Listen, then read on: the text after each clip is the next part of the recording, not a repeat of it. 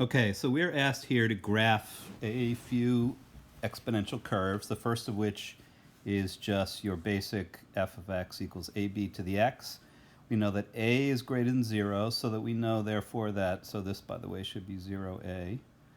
We know that the y-intercept is going to be above the x-axis because a is positive, and we know that b is greater than 1, so the basic shape of our curve is going to be more or less like this. Not well drawn, but it basically, so as you're heading toward negative infinity, it's heading to 0. As you're heading to positive infinity for the x value, your y value is heading to infinity. When we have g of x equals a to the 1 times 1 over b to the x, that's the same as a times b to the negative first, which is equivalent to 1 over b to the x. And then because of rules of exponents, that's the same as ab to the negative x. So when we replace x with negative x, we just swap or flip our curve over the y-axis. So we get a mirror image that goes through the same y-intercept and heads toward 0 as x heads toward positive infinity, and heads toward positive infinity as x heads toward negative infinity. And then finally, negative ab to the x minus 1. So that would just take our b to the x and flip it down, except that we are also sliding it 1 unit to the right. So that whereas we would think that it would have a y value of a when x is 0, now the y value of a will occur when x is equal to 1. And other than that, it's just a flip of our y equals ab to the x. It's just a little bit over to the right. Okay, so continuing onward.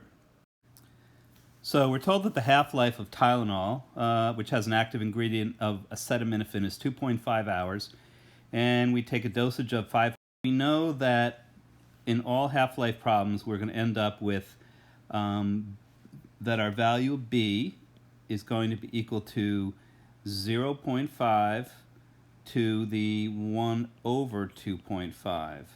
And we know that because b to the 2.5 has to equal 0.5, where b is what happens every hour, and so we raise that to a power of 2.5 to get what happens in 2.5 hours, which, as we know, is our half-life. So that's going to give us, when we solve, a value for b of 0.75786. And that means that if that's what remains in our system after every hour, what we lose from our system is this, 1 minus 0.75786, which is equal to 0.24214. And that means that we are going to have as our percent change, and this, by the way, is going to, the value really is negative because we should be doing the subtraction in reverse. This gives us negative 24%, or negative 24.2%. So that's what's leaving our body every hour, 24.2%. So to figure out how much we'll have in our system at 6 p.m., we could say, well, we'll have 500 times our value of b, which was 0.75786, and we'll raise that to the 6th power, and that's equal to 500 times 0.1895, and that's equal to 94.73 milligrams. Now the other way we could do this is say, well, this represented 1 hour's worth of change, and this represents 6 hours. We could say, well, this represents 2.5 hours worth of change, and the number of 2.5 hour periods over 6 hours is given by this exponent, and that's going to give us 500 times 0.1895 as well, which is going to give us 94.73 milligrams. So either method works. Again, the main idea here is that this represents the change in 1 hour, this represents the count of the number of hours. This represents the change in 2.5 hours. This represents how many 2.5 hour periods have transpired. Okay, b to the milligram. And moving along here. Okay, so how would you determine when the level of acetaminophen reaches 100 milligrams? Be precise. So what we would do in that case, and we really cannot do this without technology, or once you learn logarithms, you'd be able to use logarithms. So what we want to find out is basically, given our basic function that looks something like this, we know that at 0 we're at 500 milligrams, and what we're trying to figure out is, well, when is this thing going to have a level of 100 milligrams? So we would find the intersection of y equals 100, which is our horizontal line here, and y equals 500 times 0.75786 to the x, or y is equal to 500 times 0.5 to the x over 2.5. Both of these should give us the same solution. And so on the test or quiz, that's what you would be asked to do, is what equation could you use, or what pair of equations could you enter into Desmos, finding the intersection, the x value therefore representing the solution. Okay, so if we want now B to represent the change in the level of Tylenol every 4 hours, what would be the value of B? Well, that means that we need to figure out what happens in 4 hours, and so that would just be B would be equal to 0.5 to the 4 over 2.5, and that should be something that is going to be slightly less than B itself, and a value here of 0.3299. The other way of computing it would be saying that this value of B is equal to what happens in 1 hour, 0.75786, raised to the fourth, and again that's going to give us 0.3299. So in other words, after 4 hours we'll have about 33% of what we started with. So our full equation then, if we wanted to answer the question part B from above, we would say that y, our value, is equal to 500 times our value of B, which we said is 0.3299, representing what happens in 4 hours, raised to the power of 6 over 4, because, or 1.5, because if we're talking about a period of 6 hours from noon to 6 p.m., that's 1.5 time periods where the time period is equal to 4 hours. So again, we have a match between the time unit that this is referring to, because this refers to what happens over a 4-hour period, and then this exponent is the count of how many time periods have elapsed. Okay. Population problem. Population of Las Vegas increased by 85% roughly between 1990 and 2000. And what that means is that our population multiplied by 1.85. And we think of that as 1 plus R, where R is the percent change as a decimal. Now, if in fact you get a negative value for R because something is decreasing, you'd have 1 plus a negative value, which would give you a value less than 1, so your multiplier would be less than 1. So we know that it multiplied by 1.85 over a span of 10 years. So if we want to know what was happening each of those 10 years on average, we would say 1.85 equals B to the 10th, and B therefore is equal to 1.85 to the 1 over 10, and that is equal to 1.0635. So we're saying our growth rate, our rate of increase, is 6.35%. So each year the population increased by 6.35% according to our calculations. Now we're saying not that it happened that way each year, but that on average that's what happened over that time period.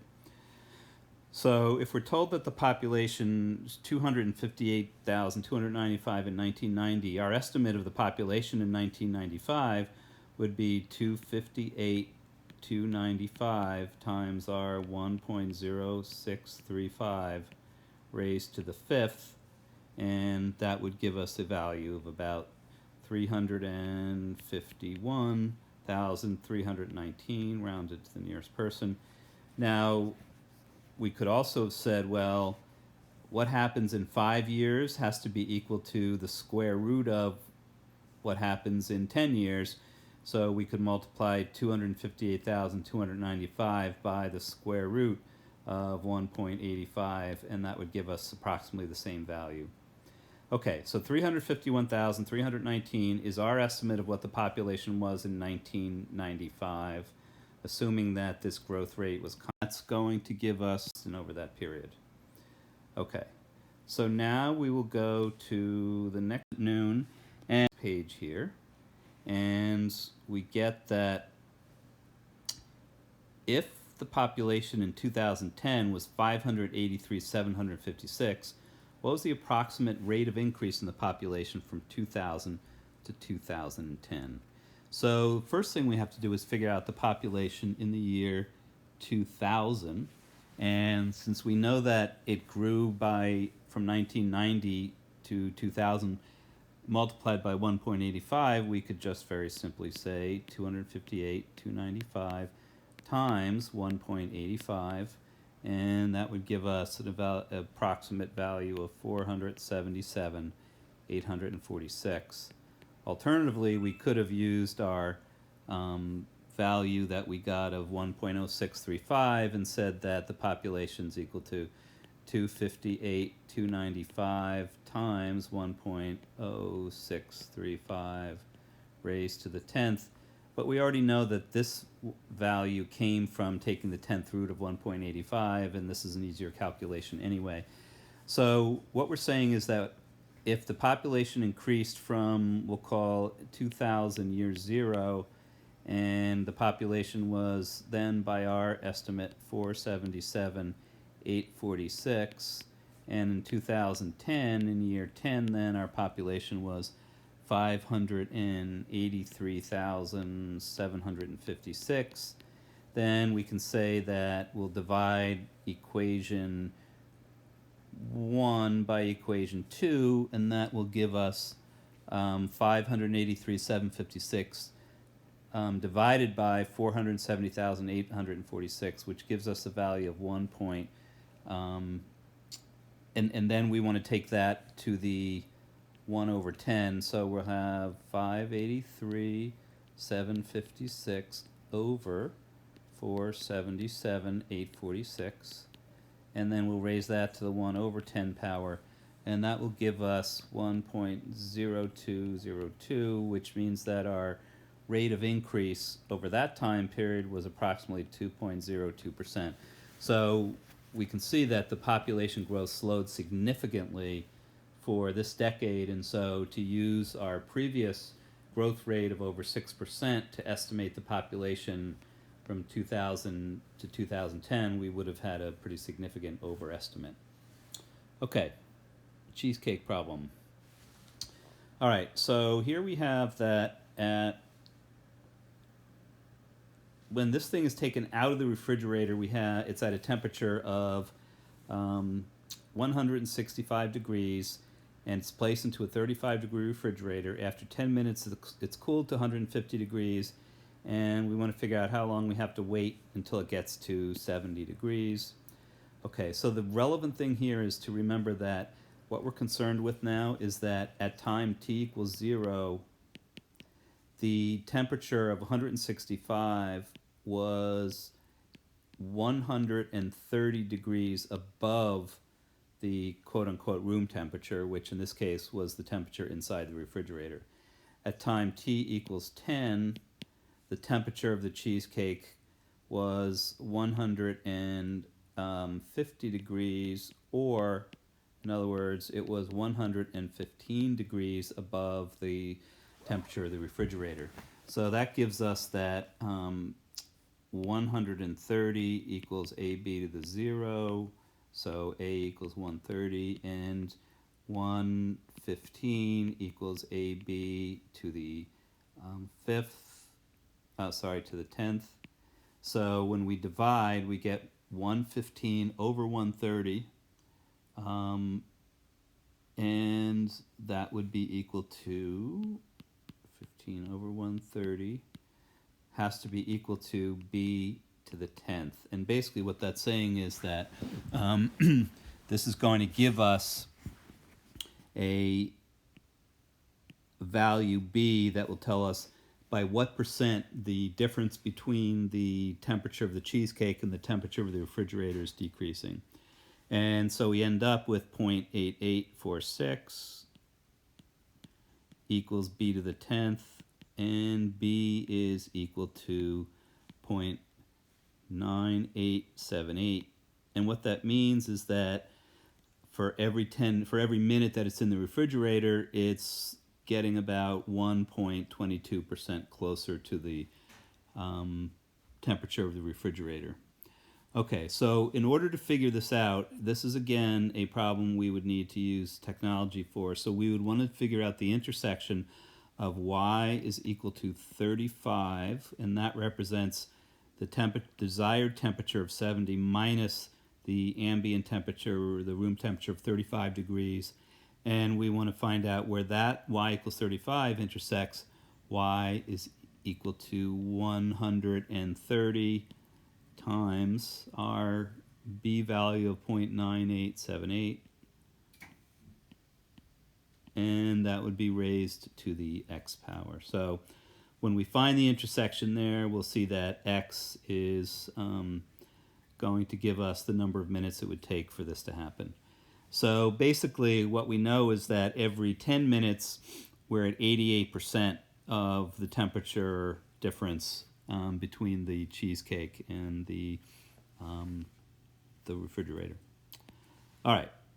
Finally, what is the equation of the curve, not curves, that passes through the points 5, 12, and 728? So we just set up our basic AB to the x. So we have 28 equals AB to the 7th. 12 equals AB to the 5th. We'll divide and we'll get 28 over 12, which simplifies to divide everything by 4. We'll get 7 over 3 equals B squared.